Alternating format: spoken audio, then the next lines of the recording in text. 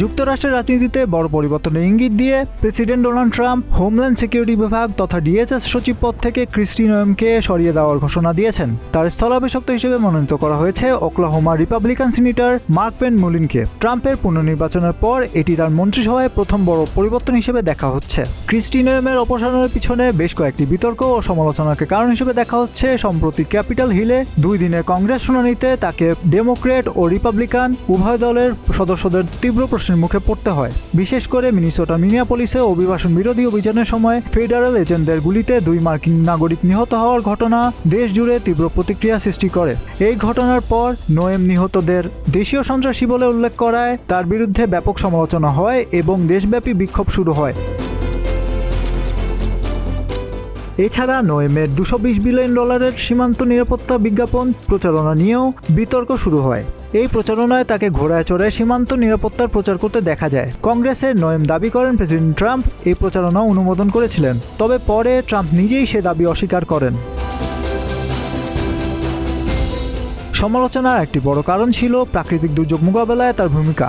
টেক্সাসে 2025 সালে ভয়াবহ বন্যা এবং হারিকেন মোকাবেলায় ত্রাণ ও প্রতিদান বিতরণে বিলম্বের অভিযোগ উঠে তার বিরুদ্ধে। পদচ্যুত হলেও প্রশাসনের ভেতরেই থাকছেন নোয়েম। ট্রাম্প তাকে শিল্ড অব দ্য আমেরিকা নামে নতুন এক নিরাপত্তা উদ্যোগের বিশেষ দূত হিসেবে নিয়োগ দিয়েছেন।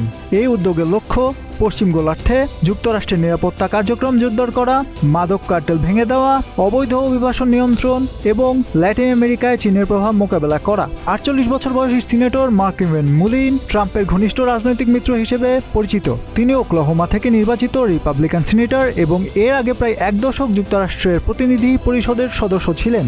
মুলিন ট্রাম্পের মেক আমেরিকা গ্রেট আগেন রাজনৈতিক ধারণার অন্যতম শক্ত সমর্থক এবং অভিবাসন দমন নীতির পক্ষে সরব কণ্ঠ।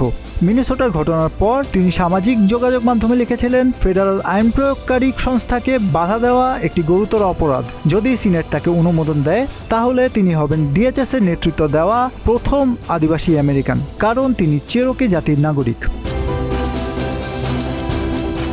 তবে ট্রাম্প ঘোষণা দিলেই এই পরিবর্তন কার্যকর হবে না। যুক্তরাষ্ট্রের আইন অনুযায়ী ডিএইচএস সচিবের পদ সিনেট অনুমোদন সাপেক্ষ। ফলে মুলিনকে সিনেট কমিটির শুনানির মধ্য দিয়ে যেতে হবে। ডেমোক্র্যাটদের পাশাপাশি কিছু রিপাবলিকান সদস্য তার অভিবাসন নীতি ও আইন প্রয়োগের কৌশল নিয়ে প্রশ্ন তুলতে পারেন। ফলে অনুমোদন প্রক্রিয়া সহজ হবে না বলেই ধারণা করা হচ্ছে। তবুও হোয়াইট হাউসের আশা, প্রশাসনিক অভিজ্ঞতা ও কংগ্রেসের রাজনৈতিক সম্পর্ক থাকার কারণে মুলিন ডিএইচএসকে আগের চেয়ে আরও কার্যকরভাবে পরিচালনা করতে পারবেন। সাকিব রশিদ, প্রতিদিনের বাংলাদেশ।